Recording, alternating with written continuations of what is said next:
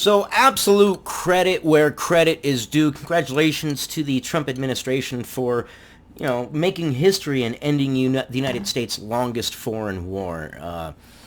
Good on him. However, I've said in videos in the past that I believe it's going to hit multiple snags. There's too much animosity between the Afghan government and the Taliban.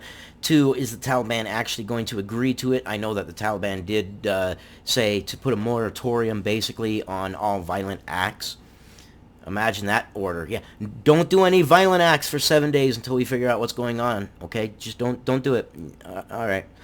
But yeah, here's the first snag. I see it being so complicated because of the history and the animosity, and yeah, I don't know. But let's hope it does.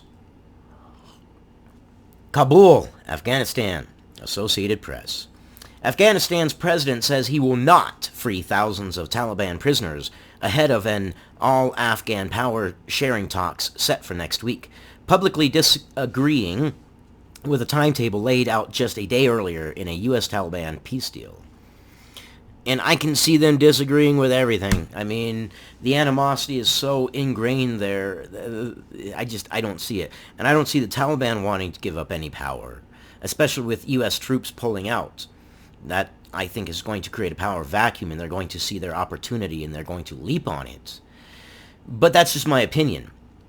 President Ashraf Ghani's comments point to the first hitch in implementing the fragile deal, which is aimed at ending America's longest war and getting rival Afghan factions to agree on their country's future and figuring out who's going to be in power. But like I said, power corrupts. And do you think the Taliban wants to give up any power, any territory? I don't think they do, not really. Qatar's foreign minister tells the Associated Press in an interview that a prisoner swap is an important confidence-building measure. And it is. It's a thing of, hey, I got your back. We got peace agreements here. We'll exchange these prisoners for a sign of peace. I just don't see either side really having their hearts in it. I just don't. There's been so much animosity in so many generations. And especially among the Taliban. What's to say that the Taliban don't say do this and then they don't faction off and you get another faction off the Taliban? Because, all these factions have branched off other factions anyways.